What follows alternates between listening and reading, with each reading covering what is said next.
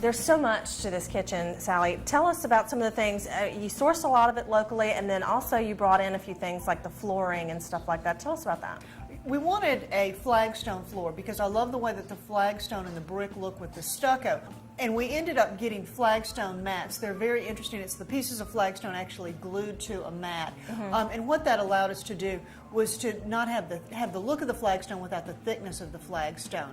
And I think we got a really good application on that. And we ended up getting this product out of Naples, Florida.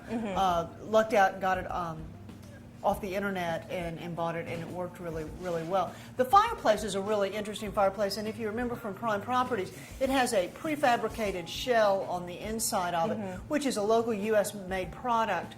Yeah, that's fire brick, right? Yeah, the fire rock. Okay, the fire okay. rock insert. We like the fact that it's a U.S. company, and it's actually made with a volcanic block type mixture. It's not just a regular cement block. And then they put the brick, the old Chicago brick veneer over the top of it.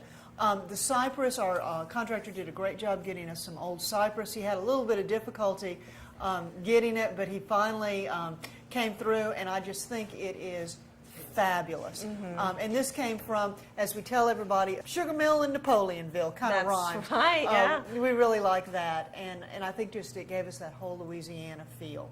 Everything is so well balanced between the old and the new. You have the antique cypress, but then you also have the big screen TV and everything else. You have the old Chicago brick that helped blend in with the rest of the house because that was what was already on the house, and the beautiful natural stones that are on the floor, and then you've got the granite countertops and everything else. So the balance is really what makes this stand out.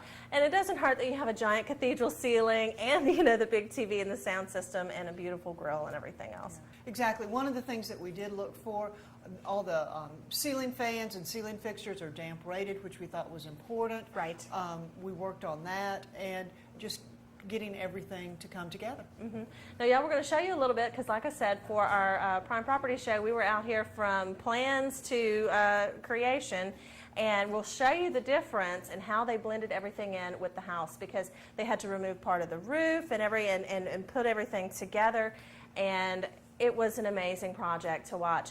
Now, Sally, how often have you been coming out here and enjoying this kitchen now that it's done? Well, I'm trying to think of how many times a day.